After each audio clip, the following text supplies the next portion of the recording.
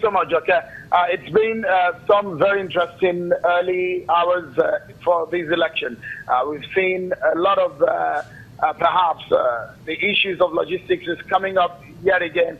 One of the major collation center that we visited this morning, we can see just a few minutes ago, core members who were supposed to go to Idemili, some of them have been wrongly deployed, and the resident electoral commissioner has intervened, and there are buses, long three luxury buses that are used to convey them to their rightful deployment.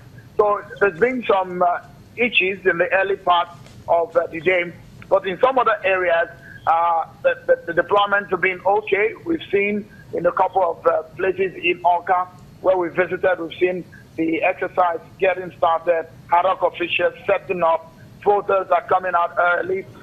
In areas you see people moving around the street just as normal. But in most parts of Oka, in the capital, you discover that the streets are deserted. It's not the bustling and the usual business-like mood that you find in Oka.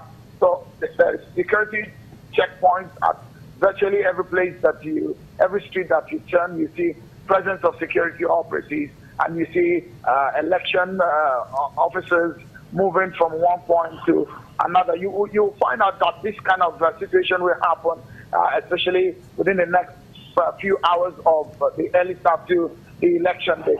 So generally, the mood has been calm. The only major one that we saw, incident that we saw, was an accident that happened overnight at Ekoka, where a truck fell on a tricycle. But eyewitnesses told Channel Television that there were no lives lost in that incident. And so you see a lot of passers-by were waiting to find out what exactly happened. But in all, it's been some early starts to the exercise. But generally, it will take some time for us to be able to get a feel of whether or not generally the early start is been good or not. Okay. Right. What's the voting pattern expected to be like? Are we going to see, first verification, then voting, or is it going to take place simultaneously, as has been done for previous elections? Yeah, the pattern that has been used in the last few elections is the simultaneous voting, where you find out that as soon as you've done your accreditation, you are able to vote immediately. So we're looking forward to seeing about 2,100,000 people voting in this exercise. That's about the number of voting population that we have in the state.